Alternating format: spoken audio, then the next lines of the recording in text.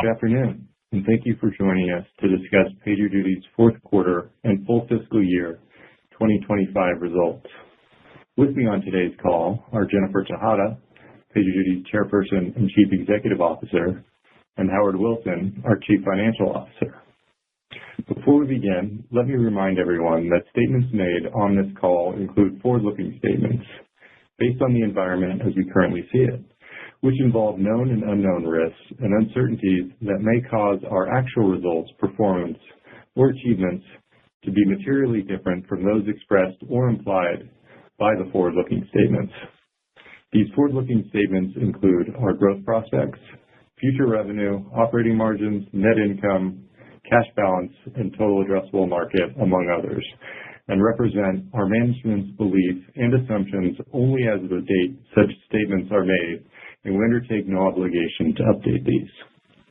During today's call, we will discuss non-GAAP financial measures, which are in addition to and not a substitute for or superior to measures of financial performance prepared in accordance with GAAP. A reconciliation between GAAP and non-GAAP financial measures is available in our earnings release, which can be found on our investor relations website. Further information on these and other factors that could cause the company's financial results to differ materially are included in the filings we make with the Securities and Exchange Commission, including our most recently filed Form 10-K/A, as well as our other subsequent filings made with the SEC. With that, I will turn the call over to Jennifer. Thank you, Tony, and good afternoon, and thanks for joining us today. I'm proud to share that PagerDuty delivered our third consecutive year of non-GAAP profitability, demonstrating the fundamental strength and durability of our business model.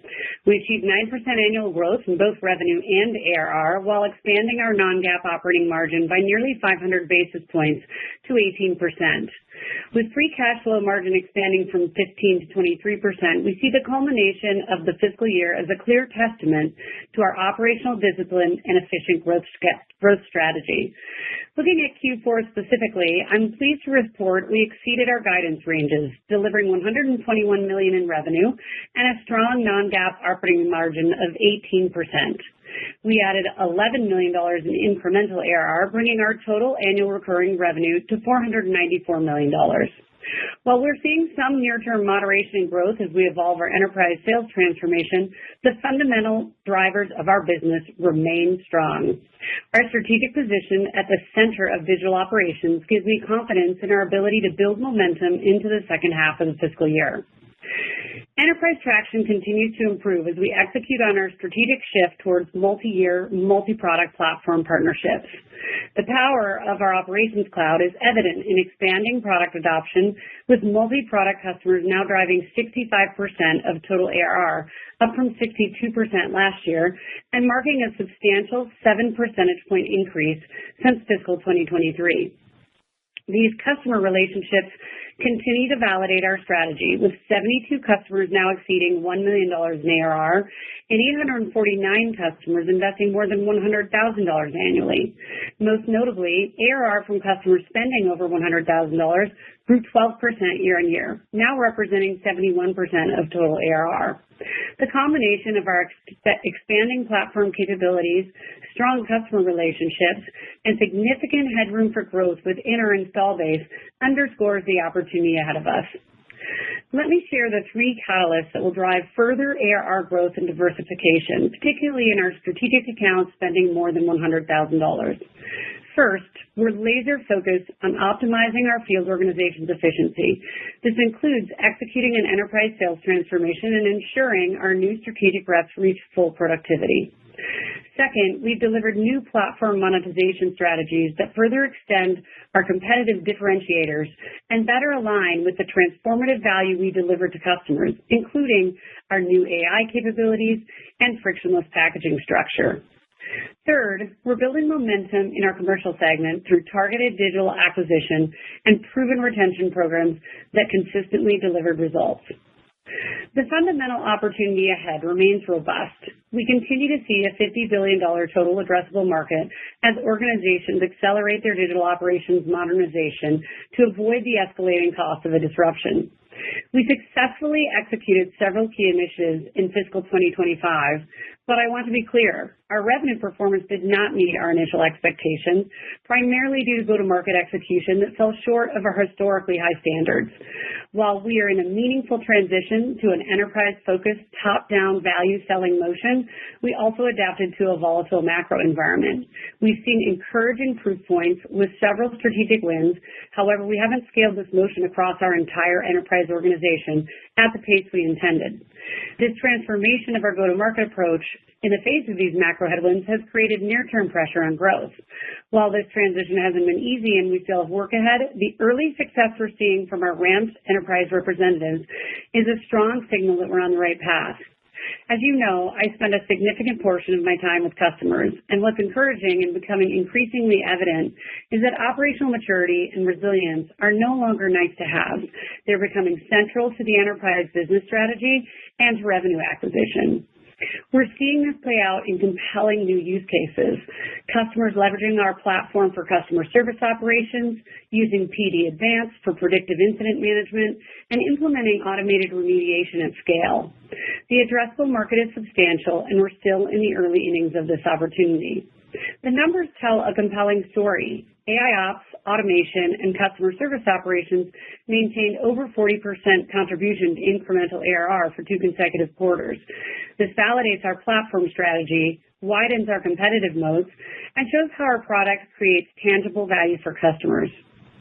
While market demand remains strong, we instituted a number of changes during the second half of FY25 to improve our execution.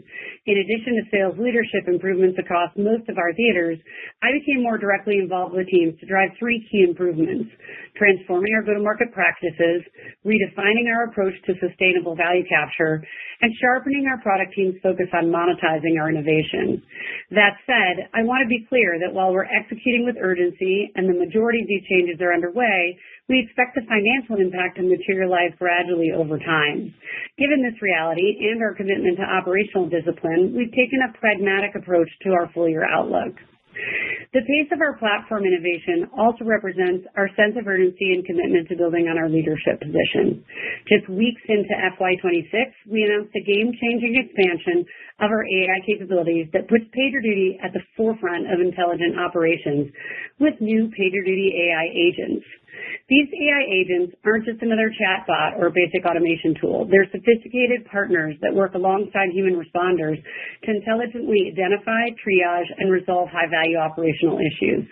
We're launching these 3 specialized agents, one focused on site reliability engineering, another on operations analysis, and a third on scheduling optimization, all powered by our proprietary technology, our foundational data model, and deeply integrated into our automation workflows. What's exciting is how these innovations align with what our enterprise customers are telling us they need: intelligent automation that enhances human capability on a highly secure and resilient platform. Our customers now partner with us to mature beyond response to prevention and revenue optimization. To accelerate adoption, we've democratized access to our AI and automation capabilities by streamlining our incident management plans.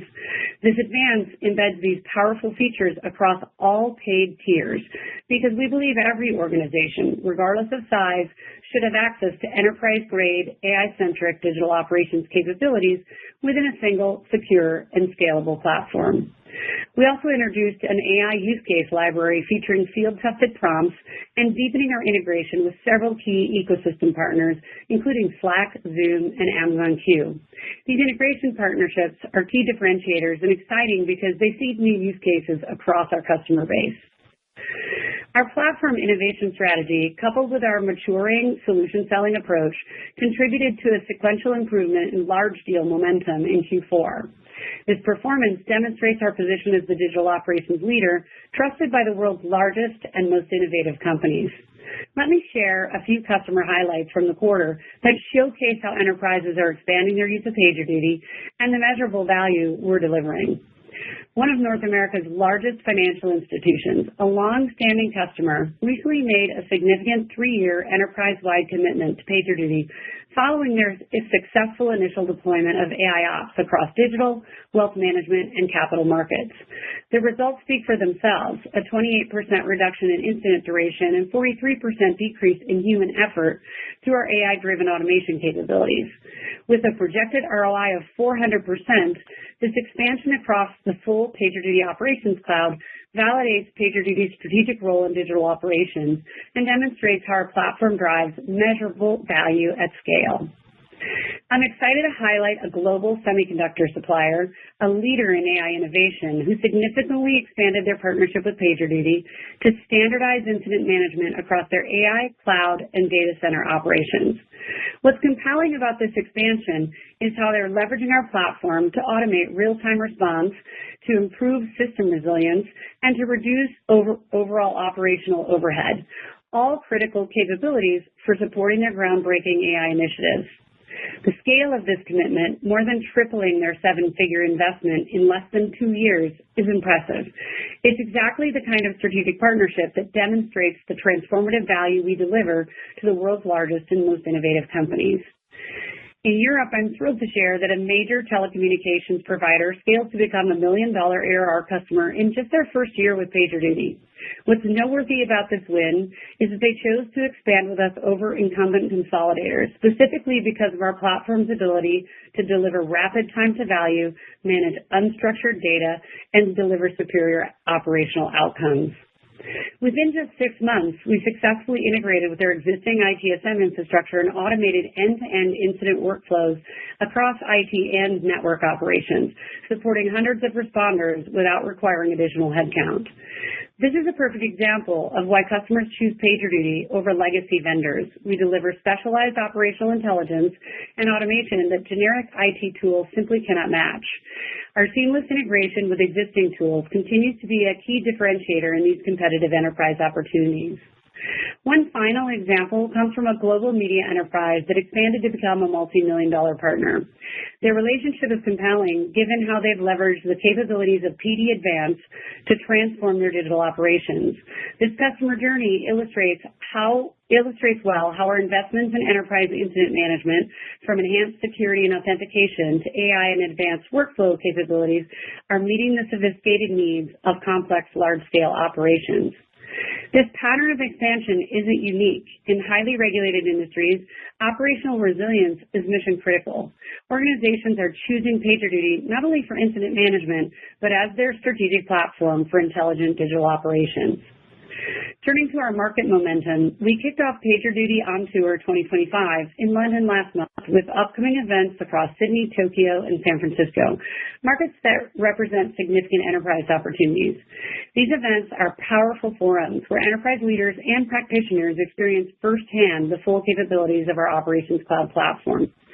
Featured at these events are the testimonials of our customers who are leveraging our latest innovations to drive compelling operational transformation. We intentionally shifted the series to Q1 this year, positioning us to build pipeline momentum early and capitalize on the growing enterprise demand we're seeing across these key regions. The timing is especially important as we continue to evolve our enterprise go-to-market motion. These events give us the opportunity to engage directly with both executives and users, demonstrate our expanded platform value proposition, and reinforce our position as the leader in digital operations. Our culture of community responsibility earned notable recognition again this quarter, including Fortune's Best Workplaces for Parents and the 2025 Big Innovation Award. Our impact segment, serving education and nonprofit customers, grew 25% to nearly 600 organizations globally. I'm excited about the most recent additions we've made to strengthen our leadership team. We welcome David Williams as SVP of Product to drive our AI and automation initiatives, bringing his exceptional experience in scaling enterprise SaaS platforms and deep AI expertise from his entrepreneurial background. And this week, we announced Allison Corley as our Chief Customer Officer with nearly 3 decades of customer success leadership from companies like Smartsheet, Workday, and Microsoft. Additionally, Sarah Franklin joined our board in December with her impressive track record as the CEO of Lattice and former president and chief marketing officer of Salesforce, where she helped scale the business while building the vibrant Trailblazer community. These appointments come at a pivotal time as we innovate on PD Advance and accelerate enterprise expansion. I'm confident the combined experience will support us in our pursuit of the significant market opportunity ahead. Lastly, we've initiated a search for a Chief Revenue Officer as part of our ongoing effort to refine our revenue strategy and to ensure our leadership, people, processes, and systems are optimally positioned to sustain and grow our market share. As a part of this transition, Jeremy Komet, our SVP of Global Field Operations, will be leaving PagerDuty at the end of fiscal Q1. Over the past 8 years, Jeremy's been an invaluable leader, and we're grateful for his dedication, his vision, and the strong foundation he has helped to build. While we face some execution challenges, we've taken decisive action to improve sales efficiency and fully capture the value of expanding our operations cloud platform. The catalysts for growth are in place. We've strengthened our leadership team, enhanced our go-to-market motion, and we're seeing strong early interest in our AI agents from enterprise customers. Looking ahead, I'm confident in our strategy and our ability to execute. We're laser-focused on 3 priorities: building and converting a robust pipeline, accelerating enterprise adoption, and demonstrating how our platform innovations drive measurable customer value. The fundamentals of our business remain strong. With the strategic initiatives we've put in place, combined with our track record for operational discipline, we're well-positioned to capture the significant market opportunity ahead. I'll close by thanking our customers who are achieving remarkable results with our platform, and our dedicated employees who make these outcomes possible, our strategic partners, and our shareholders for their continued support as we accelerate our enterprise transformation. With that, I'll turn the call to Howard and look forward to your questions. Thank you, Jen, and good day to everyone joining us on this afternoon's call. Unless otherwise stated, all references to our expenses and operating results on this call are on a non-GAAP basis and are reconciled to our GAAP results in the earnings release that was posted on our investor relations website before the call. As Jen articulated, we expect the catalyst for high performance to be consistent improvements in sales productivity. Over the past 12 months, we have successfully reconfigured our sales organization to be an enterprise-focused sales team, hiring to the right profile of quota carriers while remaining within the existing expense envelope, a strategy we will maintain throughout FY26. With a significant portion of quota carriers joining in the second half, our focus has shifted from hiring, onboarding, and enablement to rigorous account management and sales execution. As a greater mix of our field becomes fully ramped in proactively championing the operations cloud, we are laying the foundation for increased momentum in the second half. Today's announcement of a new $150 million share repurchase program is a clear signal of confidence from our board and management team in the FY26 plan and the durability of our free cash flow. Please note the $100 million repurchase program announced in Q2 of FY25 was completed during the fourth quarter. Moving to results. Revenue for the quarter was $121 million, up 9% year over year. International revenue increased 10% annually, contributing 28% of total revenue. Annual recurring revenue exiting Q4 grew 9% year over year to $494 million. We delivered 106% dollar-based net retention, fractionally below our expectation for the full fiscal year. I'm encouraged by the improving trend of annualized gross retention over the past 4 quarters, as well as enterprise dollar-based net retention continuing to outpace the commercial segment by approximately 10 percentage points. Customers spending over $100,000 in annual recurring revenue grew to 849, up 6% from a year ago. This was our strongest quarterly performance of the fiscal year, with 24 additions to the cohort. Total paid customers increased by 64 to 15,114 in Q4. Free and paid companies on our platform grew to over 31,000, an increase of approximately 10% compared to Q4 of last year. In terms of metrics that we provide on an annual basis, headcount increased to 1,242, up 5% year over year.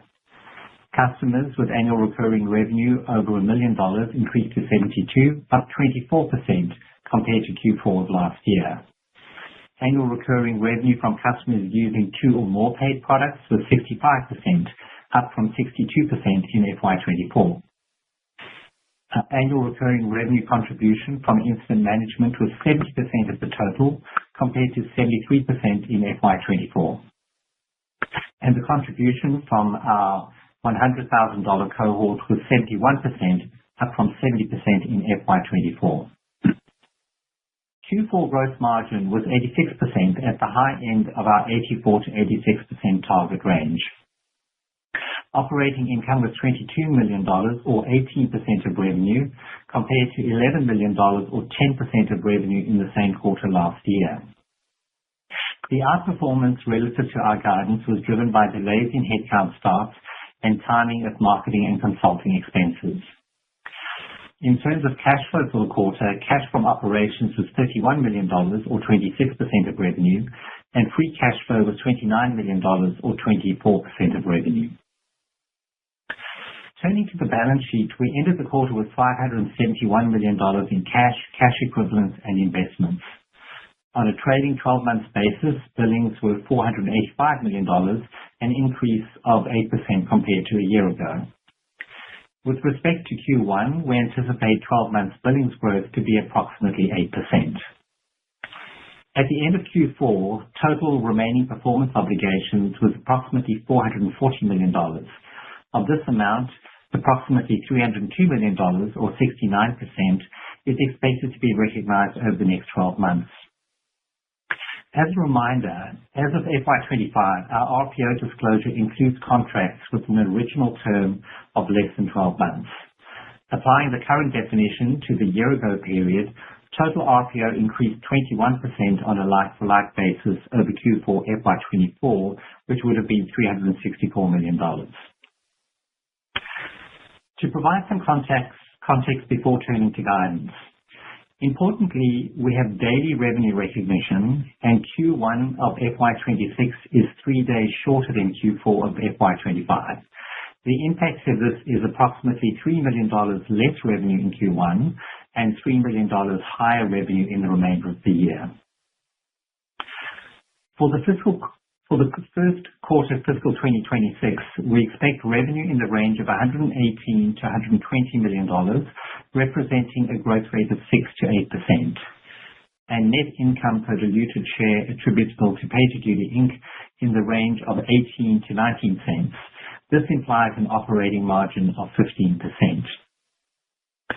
For the full fiscal year 2026, we're initiating guidance of revenue in the range of $500 to $507 million, representing a growth rate of 7 to 8%, and net income per diluted share attributable to PagerDuty Inc. in the range of 90 to 95 cents. This implies an operating margin of 19 to 20%. Before moving to questions, I would like to provide assistance with modeling FY26. Firstly, we plan to fully update and share our long-term projections later this year. However, in advance of doing that, we have updated our long-term operating margin target, increasing it from 20% to 30%. Specifically with respect to FY26, our EPS guidance incorporates a non-GAAP tax rate of 22% for each quarter of FY26, which represents approximately 4 cents of EPS in Q1 and 21 cents in FY26. Interest payments on our 2028 convertible notes are made semi-annually in arrears in Q1 and Q3. And the remaining balance of $58 million from our 2025 convertible notes is due in the second quarter. Reflecting on the fiscal year, we encountered certain challenges. However, we strategically implemented targeted initiatives that have enabled us to eliminate inefficiencies and deliver enhanced capabilities across the Operations Cloud.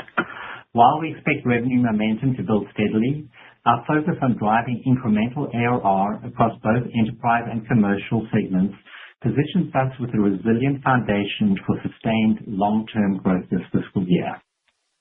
With that, I will open up the call for Q&A.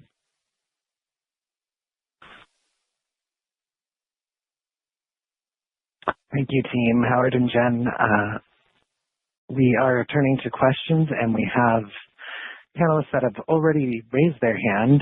To the rest of our analysts, please go ahead and raise your hand to be included in the queue. And we're going to turn first to Andrew Sherman at TD Cowen. Andrew, please go ahead.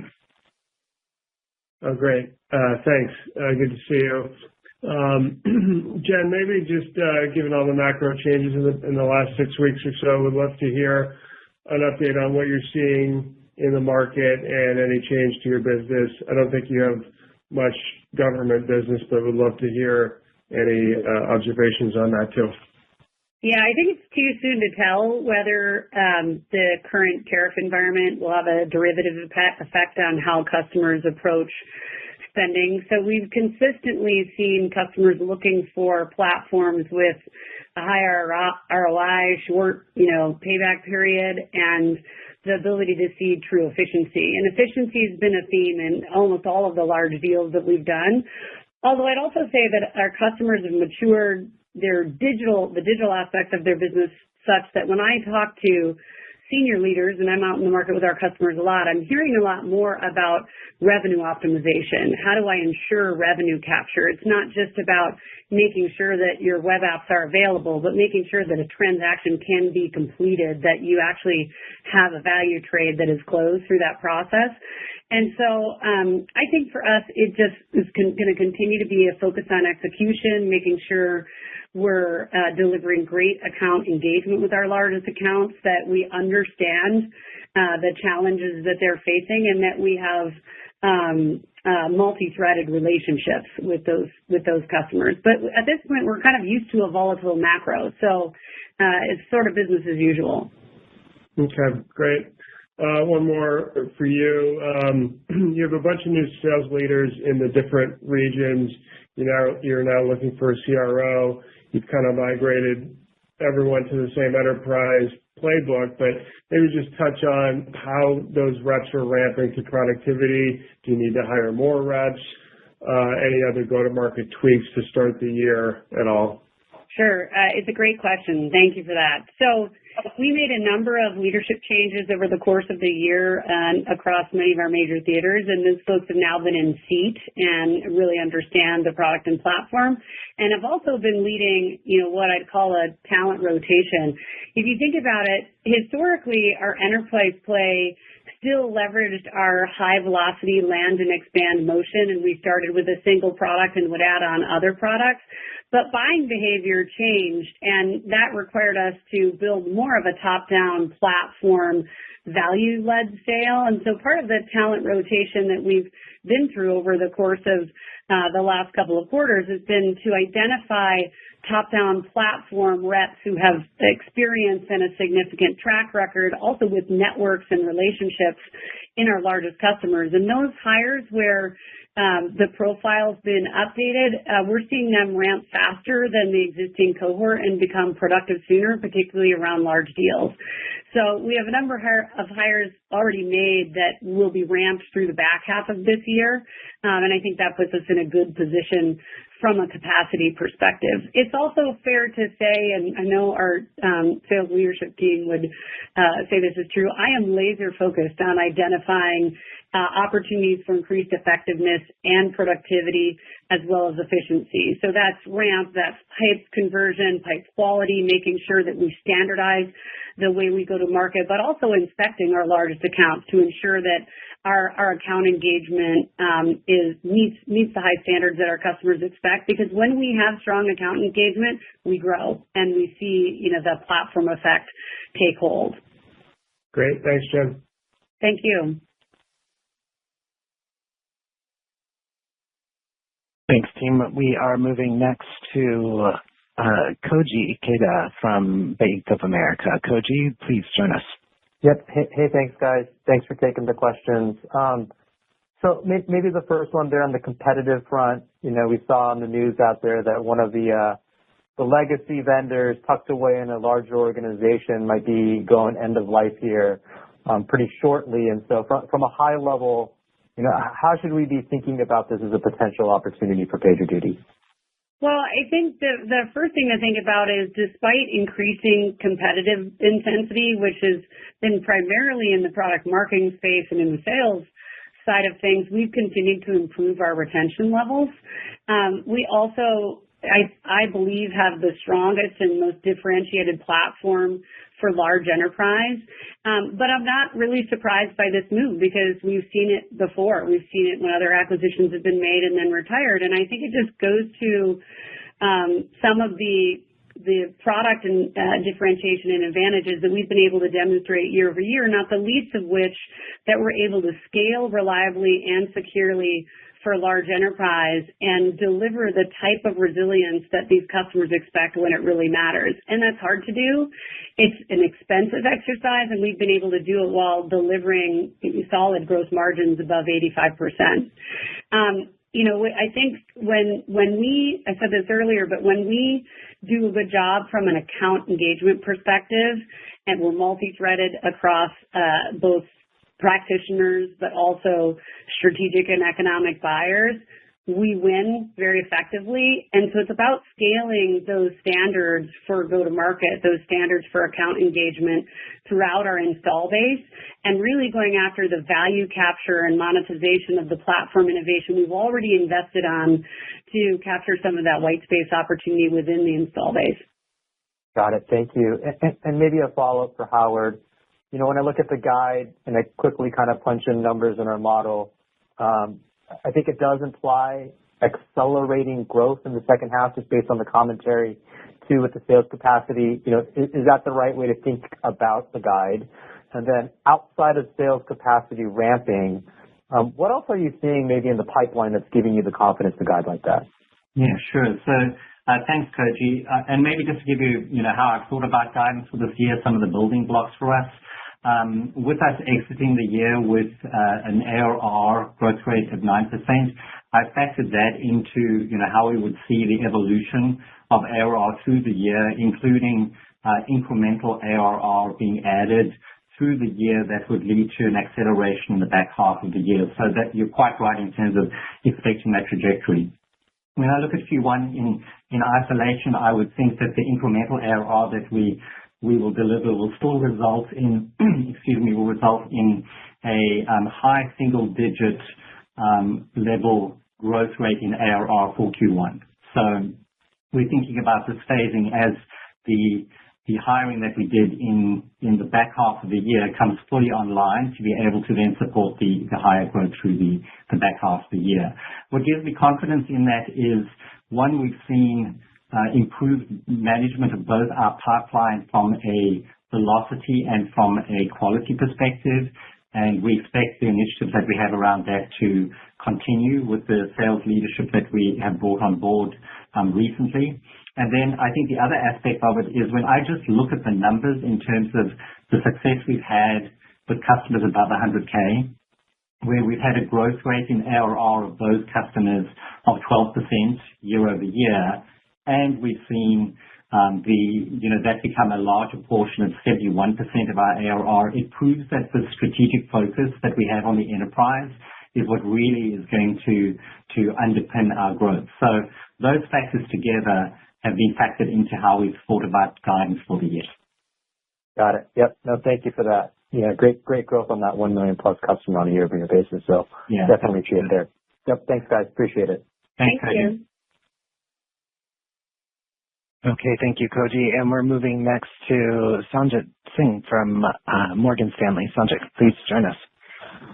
Yeah, thank you for taking the question. And just talking about some of the metrics on how the business is evolving, you're now getting 30% of your ARR outside of incident management. I was wondering if you can provide any color and detail on what offerings are sort of leading the charge in that 30% bucket, number one. And then Jen, PagerDuty Advanced, what is that doing to your deal sizes from an uplift perspective when they are included in your renewal or expansion opportunities?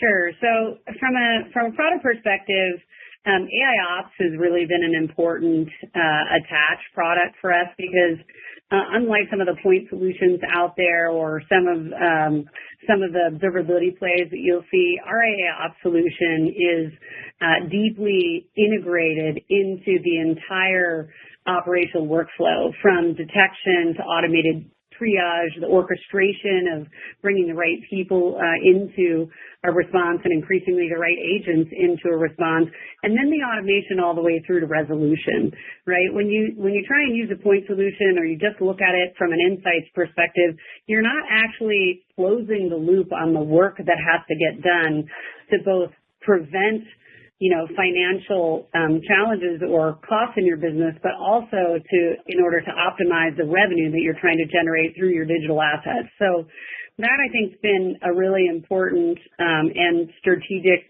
plane for us to continue to grow not only how our customers invest with us, but how they think about the platform. Automation is another, and automation isn't just the process automation solution that we have, but also automated incident workflows across the board. And then I think the role that PD Advance is playing is really helping our responders to compress the amount of time it takes to diagnose or triage and then respond to an incident, to also be more efficient in how they communicate more broadly with the organization, with their customers about what are happening. And so right now it's more of an efficiency builder, but as customers get used to using it and we drive more features through PD Advance as well as agents, I think you'll start to see that have an impact on growth. And you'll recall that we are testing, we're in market with consumption-based pricing in this case. And so I think it's a really good complement to the current flexible pricing model that we have.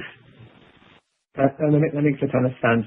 My one quick follow-up was, when we look at some of your customer highlights this quarter, I saw the term multi-year agreement, right? Kind of across the board. Is that a shift? Is this part of the upmarket shift that you guys are making? Is this something intentional, or is this something that the customer is naturally pulling you towards? Is that a way to drive increased gross retention and stickiness in terms of the retention rates? This has been very intentional. If you remember, the vast majority of our business that was termed was a single year, and that was kind of part of that land and expand, high velocity, frictionless motion. But as we got into larger enterprise, the process in a top-down strategic sourcing environment to renew is administratively more heavy.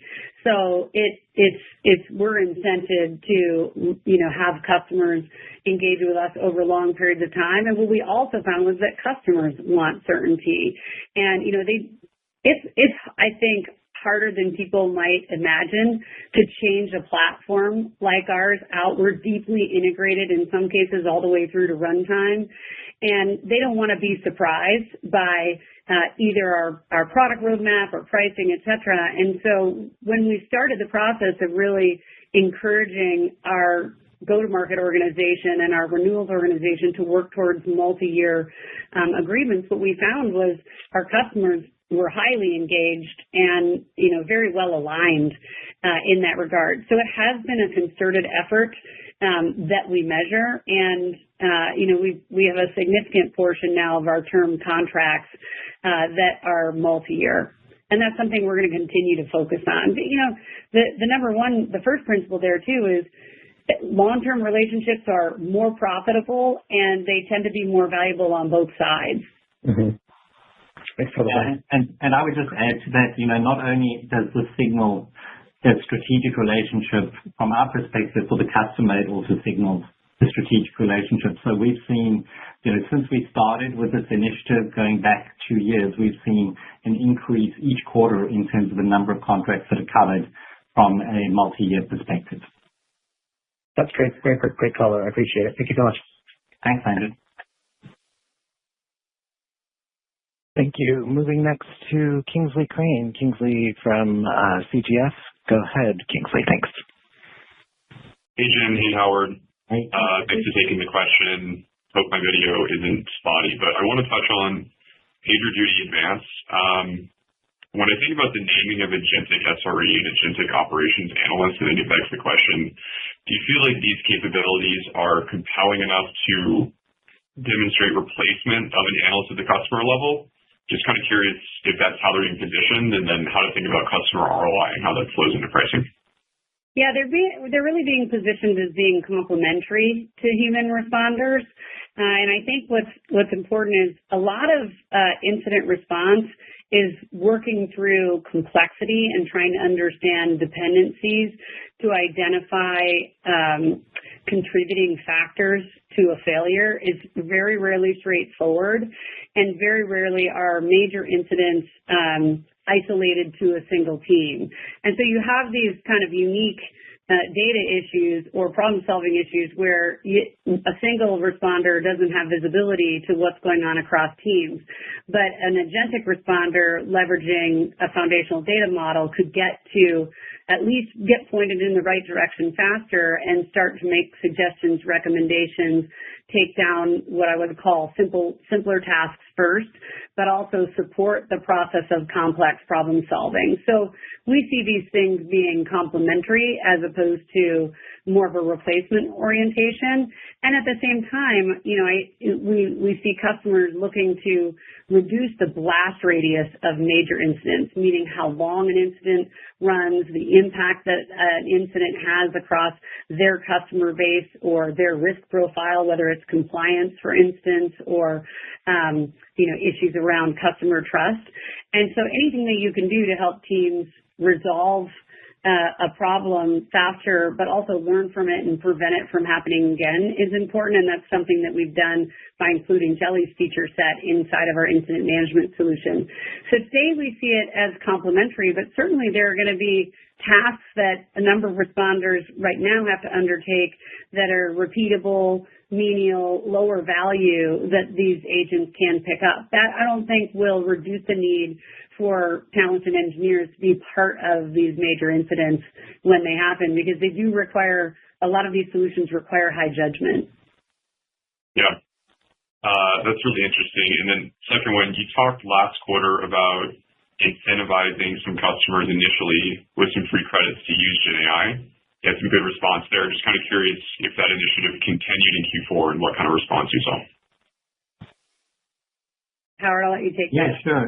So Kingsley, what we've done is that in terms of some of the most recent packaging announcements that we've made, in fact, just last month in February, that in fact was a change in our lineup to be able to provide all paid customers with access to the Operations Cloud, and that included elements, of course, of PD Advanced. So all customers end up with a certain amount of usage that they can get before they would then convert to paying for incremental use. So we believe that's a strong model for allowing customers to be able to understand the value that they're going to get within their own environment, with their context, and can see what it will surface for them. And that's leading to really good discussions and, in fact, expansion on deals as a result of them having that access. Great to hear. Thank you.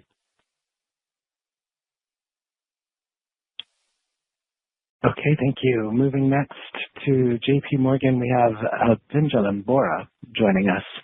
Pinjalim, go ahead. Great. Thank you. Thank you for taking the questions. Good to see you guys. Jennifer, I want to ask you a little bit on the sales execution you had highlighted or talked about in the prepared remarks a couple of times.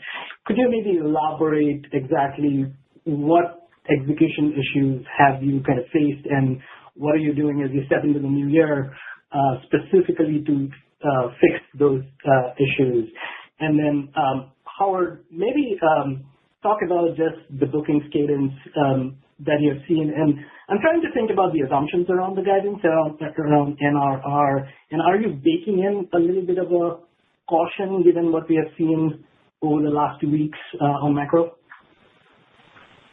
Sure. So I'll start. From a sales execution perspective, what we've talked about is, one, having to adapt to a change in the way our customers buy. So historically, we were able to grow in enterprise meaningfully with that land and expand high velocity motion, really targeting the technical user, the technical buyer within the organization. When the market shifted and customers really started to centralize authority to buy and, force vendors into more of a procurement-led sale. We had to shift the way we engage. At the same time, we were going through a transition from, being a technical product sale to developers to a multi-product platform sale to economic buyers. And what we learned when the land and expand motion didn't meet the requirements of our customers' buying behavior was that we needed to change the profile of rep to be successful. And we found that when we've done that, when we've hired a rep who has the background of selling multi-product platforms top down, through more of a traditional technology leaders organization, they're more successful in selling the operations cloud, in driving a multi-year 6 or 7 figure agreement. And so we've been going through that talent rotation. And we've also found that the more experienced a rep is in that sort of top-down selling motion, the more likely they are to ramp faster than, previous cohorts. So that's one part of it. I think the second part of it is when you're not selling high in the organization and you can rely on the DevOps community almost in a singular way, you don't really have visibility to what else is going on inside of a large organization. And by engaging more closely and building account management that is multi-threaded across personas, that really helps us understand what's going on in the entire picture for the CIO or CTO, we've been able to better match to their budgeted initiatives. And again, when we do that, our success rates are higher. And so that's a big part of what we're doing. It is more about transforming to a true platform sales motion, even simple things like attaching services and making sure that customers are deployed effectively, because even though our platform is relatively simple to deploy compared to large legacy platforms, these organizations that we're deploying into themselves are complex, and they sometimes need more support in doing that. But in the land and expand frictionless motion, you're not selling a lot of services. So it's really more the evolution of how the market moved, how we need to move as a result of that, and having the opportunity to monetize a multi-product platform to sustainably capture value at the same time that the market requires, a different vendor support model, I guess is a good way to put it. Yeah, and I think just to add on to Jen's comments, because as a CFO, I want to make sure that we're not doing this at a rate that's going to be too expensive. So, we're committed to improving our sales and marketing efficiency, even to the extent that, as we entered this year, we made some changes to reduce our run rate so that we could, in fact, continue our evolution into this full enterprise sales motion, but really by optimizing the existing spend that we had. So this hasn't been like, it's not an additive expense that we're going through, but rather it's a case that we've been reconfiguring the resources that we have to be able to deliver this alignment with how our customers are buying. And then I think, Pendulum, to your question, how to think about bookings through the year, we've taken a view on bookings that anticipates a number of things taking place. One is based on the success that we've already seen with our larger customers. We want to build on that success with our larger customers. So we've seen, if you like, the enterprise health indicators, such as the one I mentioned around customers above 100K growing at a faster rate than the customers that we have below that. So we will continue our efforts in that space, and our sales team is really focused on enterprise customers and being able to grow that base. And we have a significant percentage of reps who we hired within the back half of last year who will be ramping through the first 2 quarters, and we expect to see them in contributing to our overall growth in ARR, particularly in the back half of the year. Along with that, in terms of our commercial motion, we've taken another look at how can we take advantage of some of the recovery we've seen in the commercial, the SMB space in particular.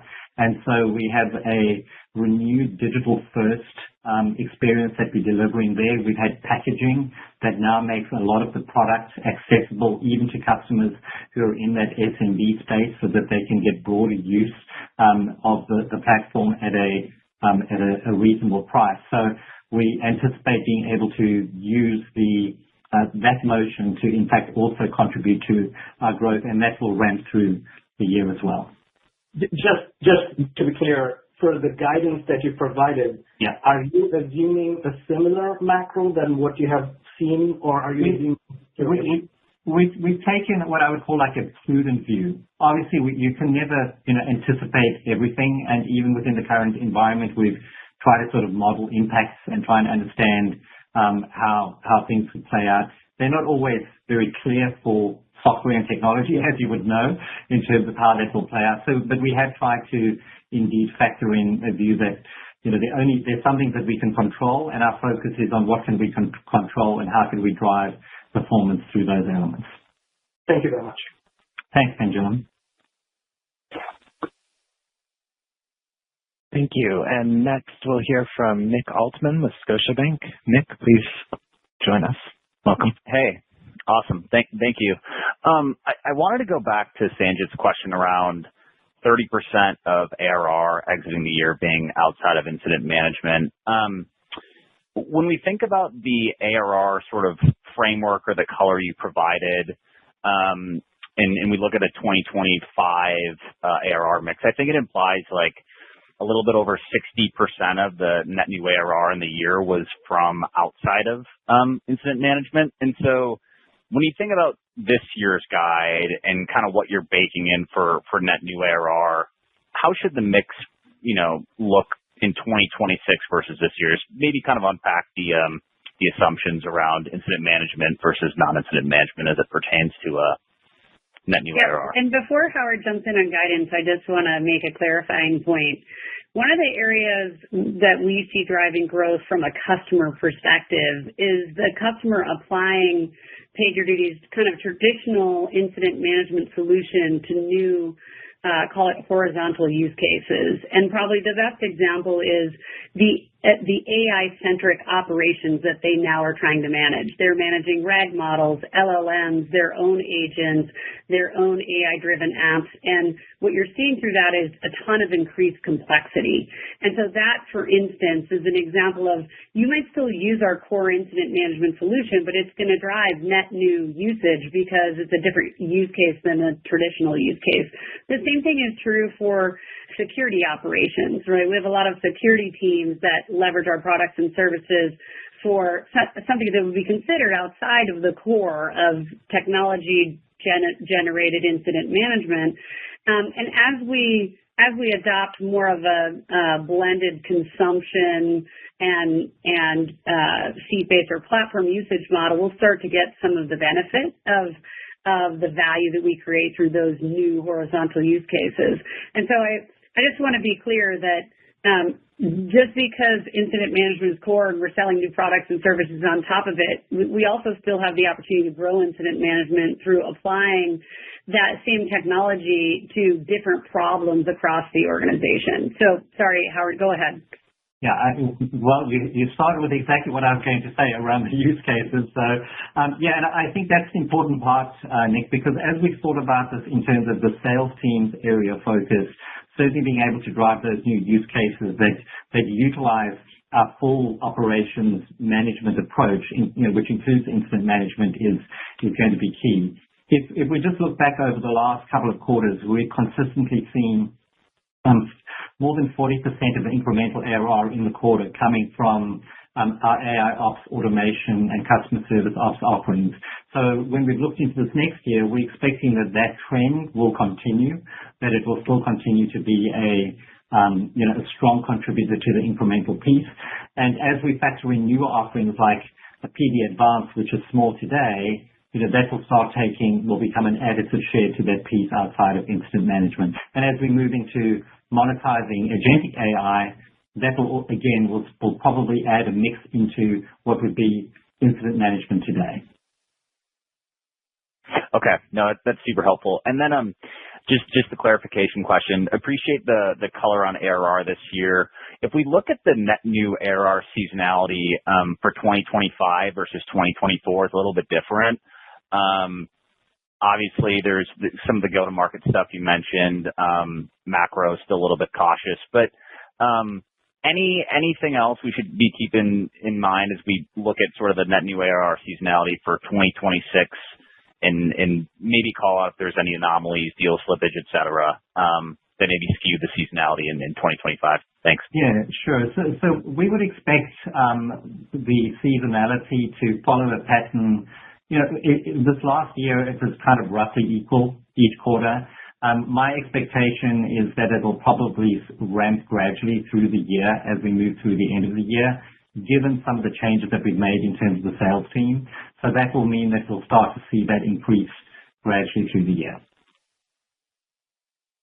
Thank you. And one last call to our panelists to raise their hands in the Zoom platform to be queued for any remaining questions. We do have another from Jeff Van Rhee at Craig-Hallum. Jeff, go ahead. Great. Thanks for taking the questions. Hey, guys, good to see you. Sorry about the light. You're catching sunset just perfectly behind me here, so be it. Just a few for you. Maybe, Howard, just on the pipeline. I think you commented last quarter the pipeline was up 50% year over year. Just any update on the state of the pipeline here? Yeah, so we've entered this year with strong pipeline because I've factored in the pipeline for the full year against the full year guidance range that we have provided. The Q1 pipeline that we started the quarter with was higher than what we had the year before. We've got the team to focus a lot more on quality of pipeline and how do we improve pipeline velocity so that you don't see this pattern of deals moving just from one quarter to the next. So certainly, we're in a good place, but my perspective, of course, is that sales teams need to keep on building pipeline, marketing teams need to keep on contributing to that pipeline. And hence our focus even in bringing some of our events like PD on Tour or PagerDuty on Tour to earlier in the year so that we can actually leverage some of that earlier creation of pipeline in the year to benefit this fiscal. Yeah. Jen, is the intensified focus on all the sales change, I guess two questions, more a result of your dissatisfaction with the lead gen side or with the close rates and the way you're managing cycles as they go through? And then maybe just kind of along lines of that question, it's just kind of a soft observation, but it seemed last year, mid-year, you were a little more satisfied with the execution in terms of how you were addressing the move to selling to procurement and the CFO type sale. And it seems now there's less satisfaction. So maybe just kind of take those two on, if you would. I'm never satisfied. There's always an opportunity for us to continue to improve our execution. What I would say, if you look at our cohort over 100K and our cohort spending more than $1 million, like those are examples of where we're executing very well, where we're delivering higher retention rates, we're delivering higher growth rates, we're building more strategic relationships, they're multi-product platform, multi-year relationships. And what I want to see is us scale that across the entire install base in an accelerated way and in a very efficient way. And, what we found is it works when we have the right profile of rep. It works when we're driving the right level of rigor and inspection around account engagement, around pipeline quality and pipeline conversion. And we just really got to standardize that across the broader sales assist organization. We can't execute well in pockets, right? So that is part of it. I'm really proud of the effort that our go-to-market organization undertakes because this isn't an easy transition. We operated one way really successfully for a long time. I mean, most people would have said our flywheel and the land and expand motion was a strength, and it's still a strength in our lower, down market in SMB and VSB, where we can manage that almost, in an automated way from a digital perspective. But as our customers see us as a more strategic vendor, we have to be consistent in the way we engage, in the way we build networks across multiple personas, in the way we deliver and deploy our products and services, and in the way we ensure our customers know they've realized value. I think there are going to continue to be opportunities for us to evolve our pricing to better align our pricing with the value we actually demonstrate and deliver for our customers, and that's something that we're working on. But as we've improved, as I mentioned, the rep profile and brought in leaders who are experienced in an enterprise platform kind of top-down motion, we're seeing really promising results. So it's about scaling that, and it's about doing it with with a lot of efficiency and an eye on productivity. And that's what we're going to be laser focused on. Yeah, understood. And congrats on the efficiency. I mean, the profitability improvements in the free cash flow for the year, real nice improvement prior year. Just one last, if I could, Howard, on the, I guess on the SMB commercial side, I want to make sure I heard you right. Is that viewed to be a growth engine, not an engine, but it will grow in this fiscal year? Is that the assumption? That is the assumption. If you recall, Jeff, we went through a period where we'd seen negative growth year over year in that segment, like for 4 consecutive quarters. And we've started to see like modest recovery in that space, and we expect that to continue. It's not going to be the major contributor to our growth this next year. Clearly, enterprise is where we're focused, but we did think there was an opportunity to revisit how we were managing that segment to try and get more out of that segment, particularly since a lot of that segment for us is tech startups, and with the AI enthusiasm, there are a lot of AI startups who are starting to become customers of us in that segment. And we'll grow into be larger customers and hopefully enterprise customers one day too. Great. Well, thanks for taking the questions and for tolerating the Thanks so much. See you guys. Thank you. Thank you, Jeff. Thank you, all of our panelists, for joining. And Howard and Jennifer, we'll wrap up here. And Jen, turning over to you for any final remarks. Thanks, Josh. Well, thank you all once again for joining us today. Our strategic focus on innovation with our strengthening leadership team and enhanced go-to-market motion positions us well for future growth. Our momentum of our tenured enterprise field reps demonstrates the compelling value of our platform, particularly in our large and strategic enterprise customers. We remain committed to executing our strategy while building on a strong foundation of customer success, employee dedication, and partner collaboration, and doing it effectively and efficiently. I sincerely appreciate your continued engagement as we advance our mission to revolutionize digital operations. Thank you and have a great day.